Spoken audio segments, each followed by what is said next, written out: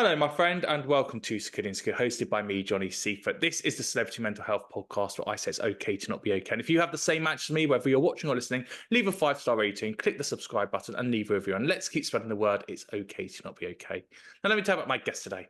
My guest today, you'll know from being on the first winter series of Love Island before returning earlier this year for the All-Star version, where she coupled up with Love Island OG Josh Ritchie, where they define couple goals with their banter on TikTok. Now, during today's interview, we're going to talk about our love of cruising. And if you follow me on social media, at Johnny Seifert, you should do, you'd have seen my cruise reality show, The Seiferts Go Cruising. So from one reality star of cruising to another, I'm delighted to welcome to Security Insecure. It's reality stars turned fashion designer, with thanks to MSC Cruises and influencer Sophie Piper. Hello, Sophie. Hi, how are you? Very excited because we're going to talk all things cruising, and I love a cruise. And so, for those who haven't cruised before, you've just come back from a cruise in Genoa and Yeah, Pompeii and Malta. I saw on your Instagram. amazing. Why is it that cruising is the new thing now? It is the new thing, and I feel like I need to spread it to more people that it should be the new thing because it's just such an amazing way to just have these cultural experiences at the same time, have so much fun and visit new places. So yeah, it's an all-rounder really. And also, it's different from hotels because, yes, you're going to sightsee, but also the food is a different level, the drinks are a different Yeah. level, and the entertainment is never to be underestimated. It's as good as Broadway or what we get in the West End. It literally is. There's so much on, honestly. Every night is like a new show. There's so many restaurants. I think there was 13 restaurants on board. And then they also have a yacht club on the MSC Cruises, which is more exclusive, which has entertainment there, afternoon tea. There's literally so much you can do on board. It's mad. And that's the nice thing about cruises, as you alluded to, is that they create a little town. You know, it's like another place. I went on the Royal Caribbean 2 years ago and had created Paris in the middle. And then you had New York on Wow. deck 6. And then you had a climbing one, you had a zip line, you had a mini golf, and you got literally everything just on a boat. So when you did the MSC cruise, what did they have for you, which was a little bit different to what you're normally used to? It's just crazy, like you said, how much they can fit in. I think the main staple thing for me was at the back of the cruise. There's like this big slide that goes like all the way from like deck. I think it's like deck 20 or 21 to like the bottom floor. And there's like 5D cinemas. There's literally everything you can think of on board. Like, so you'll never be missing out on anything like on shore. Although missing out, as you say, of the 13 restaurants, the problem is that you don't want to miss out on any of the food. And so I was on a cruise in February. I'm still trying to get over the cruise diet now.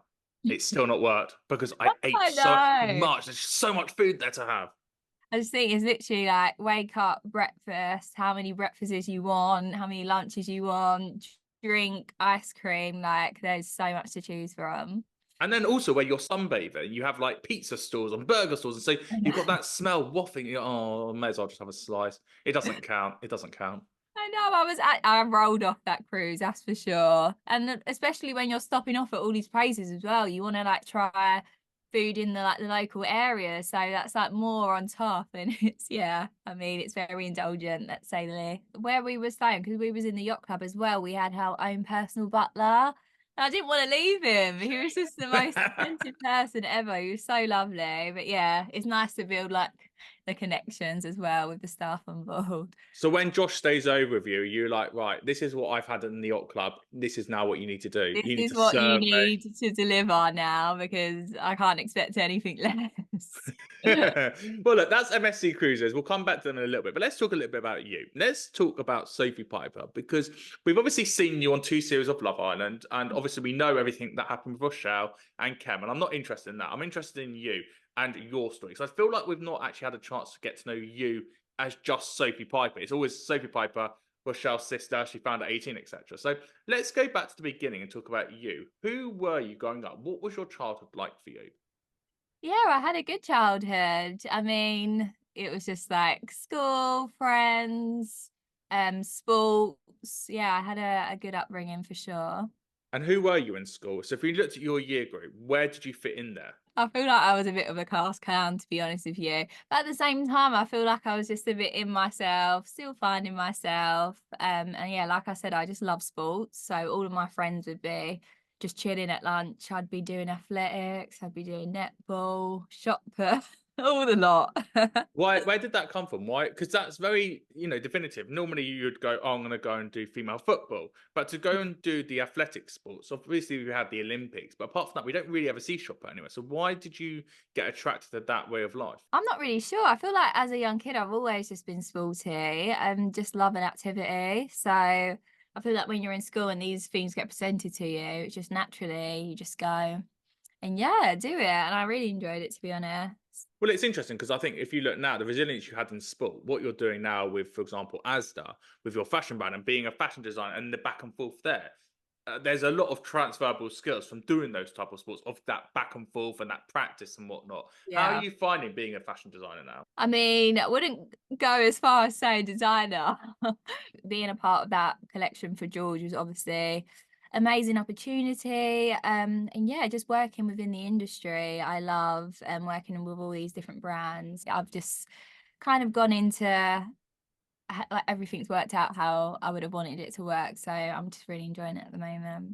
So if you look at your life right now, in your mid-20s, doing the two series of Love Island, your work with Mm. George, has that all worked on the trajectory of what you thought it'd be when you turned 20? I didn't not well, to be honest with you, no way would I have even imagined this working out for me. I knew well before I actually went on the first Love Island, I was with a modelling agency that was doing modelling, the same agency I'm with now. And I've always sort of wanted to go down that route.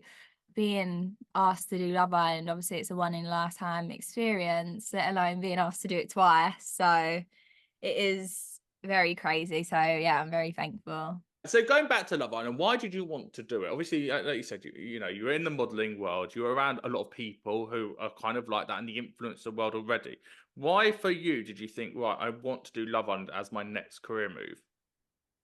I don't at the time, I just thought it was a fun thing to do, like, the obviously opportunity of potentially finding someone and just having fun doing it. I was like, "Why not?" I mean, obviously, it didn't work out for me in the love department the first time round, so this time, I feel like it was went in with the same vibe. Like, me and the twins, we're, like, best mates. We've stayed really close since my series, so we was all like, "Yeah, let's do it. Let's get out and, like, just have fun." And like little did I know I'd actually meet someone properly on there. So it does work. And I know a lot of people have like a stereotype of people faking it and all this stuff, but no, it's generally like it has worked out for me. But Which you've done it nicely because you've done it nice and slow. A lot of people come off Love Island, they rush it, they move in straight away, they yeah. do a joint mortgage, and they get the dog together, and then they go, oh, actually, now we really know each other. It's not going to work. And then obviously the press get hold of it, and then you've got to deal with it as well as the press, Yeah. as well as the public. What you and Josh have done really nicely is just do it nice and slow. And there's a really nice thing in that, isn't there? We said to each other, like, obviously we couldn't like wait to get onto the outside world and just do normal life. And I just feel like there is a pressure of moving in quick and all this stuff, and we just want to keep it chill. I mean, we see each other like 3 times a week anyway, which is nice because then you can actually miss someone. And yeah, we still have loads of stuff like booked in and planned. So I like how we are at the moment for sure. Is that the secret, to always have something to look forward to together? Because people will think long distance can be hard, but if you're going, right, well, I know I'm going to see you on that date, and then I know I'm going to see you on that date, then we've always got something to look forward to. Makes me so excited. I just feel like I look forward to them dates and the little trips or whatever it is we have. Yeah, it just makes you more excited to see that person for sure. So how does that then progress? So when you're looking at, okay, right, we've come out the villa, we're now a couple of months in, we're boyfriend and girlfriend, but we're not living near each other. When's that moment that you're going to go, right, I'm either going to commit and move up to him, or he's going to commit and move down to you? And whether it's you living together straight away or just living a little bit near each other, so you are seeing each other more often, actually building up to that relationship of, we're going to now be working towards an engagement next. Yeah. I mean, I think it's just all timing, to be honest with you. I feel like we don't really see, obviously he's in Manchester, I'm in London, but we don't see it as like such a big distance. We have already spoke about it 100%, and obviously we would love to live together eventually. I think it just happens over time. Like if he leaves me for one day, he's like, I need to see you again. So I feel like eventually, obviously, that's when you start thinking, oh, let's actually move in together. But for now, I think we just said we want to have fun this summer, have fun together, And yeah, potentially like later in the year start looking to move in together. And that's the two of you individually. What about when you add the media to it? So either TV commissioners who are looking of what you can both do as a brand now that they can capitalize on the Love Island experience that you've both had and follow Mhm. that journey, or also just your fandom and Josh's fandom of going, well, Sophie, why have you not done this? Josh, why have you not done that yet? I just feel like we don't even listen to that noise. It's just like obviously there's people all the time that have their input on stuff. You should be doing this, you should be doing that. But I think we just know what we've got and we're happy at going the pace that we are. So I just don't think we really take that into consideration, to be honest, because it's our lives at the end of the day. That's amazing. That's the best way to be. Where do you think you got that mental stability from of having that outlook on life rather than being, I'm going to get really paranoid about it? Because it's really easy to let that all just eat you away. Yeah, it is so true. I feel like definitely when I done Love Island the first time, I would read more into comments and feel like a bit, I don't know, maybe like stressed about what people are saying.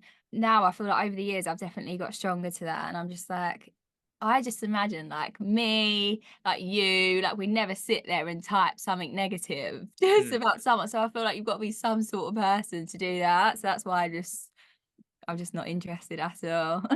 And does it help that your sister, and I'm not, I don't want to bring up your sister in the fact of, oh, look, just tease it together. But as in, I just want to say the fact that obviously, because she did the S Club Juniors so young and then was hosting her own TV programs in her mid teens. And weirdly, she was the first ever celebrity I interviewed when I was 10 or 11 years No old. way, To that's go all the crazy. way back Very when full she was that circle. smile, it was amazing. And my voice hasn't broken off. It's on YouTube. My voice hasn't broken yet at that point. But the fact that she went through so much so young, has that helped with the lessons that she could give you of going, look, just take a step back. These are the people you need to listen to, and these are the people you need to avoid listening to. Yeah, I mean, 100%. It was always helped having Rosh, who was in that industry already, and even Marvin as well, just to like, yeah, just guide me. And of course, they give the best advice. But yeah, they're both strong people and they know what they're doing. So it's nice to have that intel as well from them. Amazing. Well, look, for MSC Cruises, that's what you're here to talk about today, primarily. Where can people get more information? So if you go on the website, msccruises.co.uk, there you'll find all the information of all the upcoming cruises and you can book there as well.